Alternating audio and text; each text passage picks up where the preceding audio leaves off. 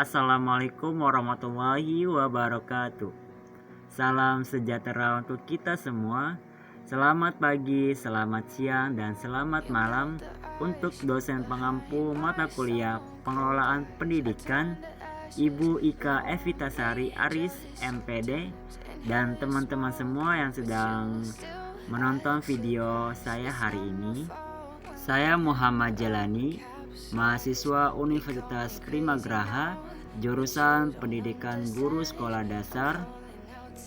Pada kesempatan kali ini, saya akan menjelaskan mengenai materi tentang pengelolaan kelas pada sistem pembelajaran di Indonesia. Teman-teman di rumah, kalian tahu tidak pengelolaan kelas itu seperti apa? Dan pengertian pengelolaan kelas itu apa ya? Pengelolaan kelas adalah keterampilan guru dalam menciptakan dan memelihara kondisi belajar yang optimal dalam proses belajar mengajar di kelas. Tujuan pengelolaan kelas itu seperti apa sih, Kak? Tujuan pengelolaan kelas itu adalah menyediakan fasilitas bagi semua kegiatan belajar mahasiswa dalam kegiatan sosial, emosional, dan dalam intelektual dalam kelas. Nah, ada peran guru dalam pengelolaan kelas nih. Yang pertama, guru sebagai demonstrator. Yang kedua, guru sebagai pengelola kelas. Yang ketiga, guru sebagai mediator dan fasilitator. Yang keempat, guru sebagai valuator. Di dalam pengelolaan kelas terdapat prinsip-prinsip.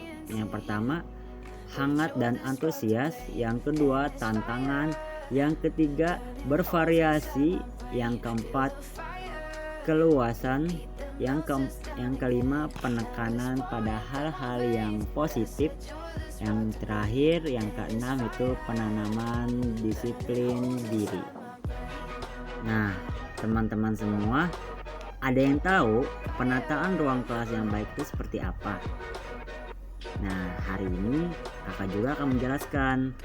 Penataan dalam ruang kelas terdapat ada beberapa poin. Yang pertama, ukuran dan bentuk kelas.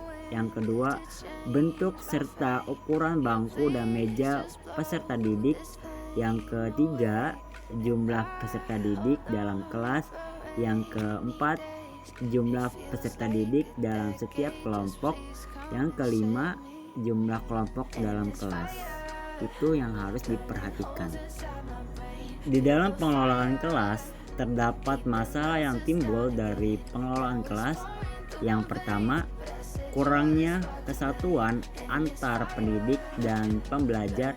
Yang kedua, tidak ada standar perilaku dalam bekerja kelompok. Yang ketiga, reaksi negatif terhadap anggota kelompok. Yang keempat, kelas dapat bertoleransi kekeliruan antar anggota kelompok. Yang kelima, mudah bereaksi negatif atau terganggu sama teman kelasnya. Yang keenam, moral rendah, jadi tingkah lakunya sangat rendah atau prinsipnya itu tentang tata krama. Yang terakhir itu yang ketujuh, tidak mampu menyesuaikan dengan lingkungan yang berubah.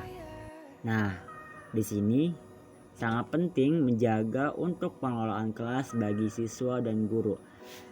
Yang pertama, untuk bagi siswa itu pentingnya pertama ya, yang mendorong mengembangkan tanggung jawab individu terhadap tingkah laku dan pengendalian diri.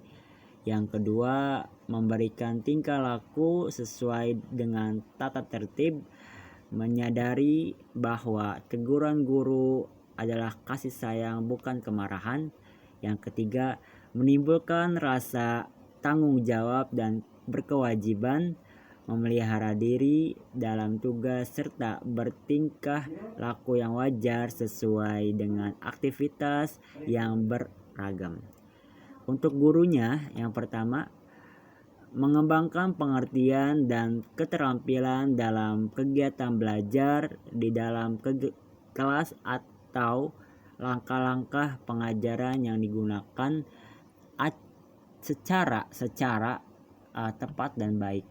Yang kedua, memberikan respon secara efektif terhadap tingkah laku siswa yang menimbulkan gangguan kecil serta memahami strategi yang digunakan dengan masalah tingkah laku siswa yang berbeda. Yang terakhir, yang ketiga, menyadari akan kebutuhan siswa dan mengembangkan kompetisi. Nah, itu saja penjelasan mengenai materi pengelolaan kelas dalam sistem pembelajaran pendidik di Indonesia. Untuk lebih lanjutnya kalian bisa baca di website atau di referensi buku mengenai pengelolaan kelas. Terima kasih, saya ucapkan wassalamualaikum warahmatullahi wabarakatuh.